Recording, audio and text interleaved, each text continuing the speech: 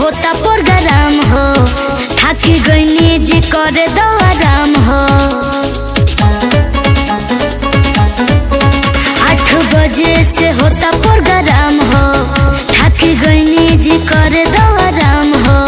जोनी झूठ हो के दिन अब हाकत रहो।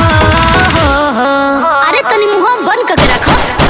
अरे अरे तो 4 बजे भोर ले नाचत रहो,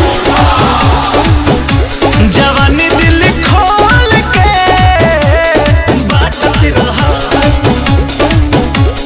4 बजे भोर ले नाचत रहो।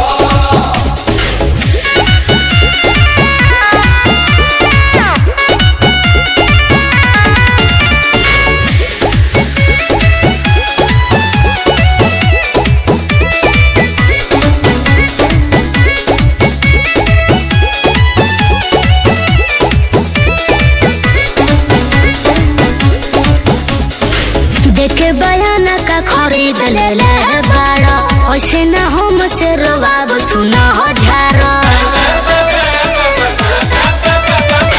कहानी जवान पूरा कर फरमाइश, नच के देखावई है बाटे हुखबाई। देखे बयाना का खरीद ले ले बाड़ा, ऐसे ना हम से रोवाब सुना झारो। कहानी जवान पूरा कर फरमाइश, नच के देखावई है बाटे हुखबाई। हट दूरी है से खाली ताकत रहो।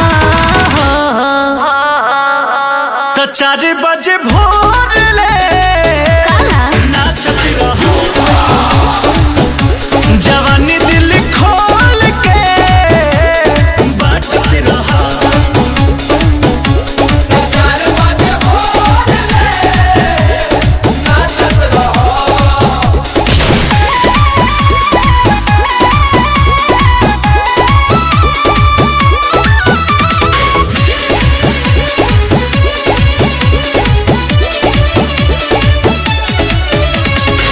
कम सिन कमरिया हो देते रहता, 24 रजनी से नहीं तो हरा बुझाता। हमारा से ऐसे ना नखरा दिखावो, लेके नमरिया हो लगे तनियावो। कम सिन कमरिया हो देते रहता, 24 रजनी से नहीं तो हरा बुझाता। हमारा से ऐसे ना नखरा दिखावो, लेके नमरिया हो लगे तनियावो। राजा अंकुश ना ऐसे हुमा चतुर हो, तनी साइड रहो। तो 4 बजे भोर ले चुप रहो। नाचत रहो, जवानी दिल खोल के बाटत रहो।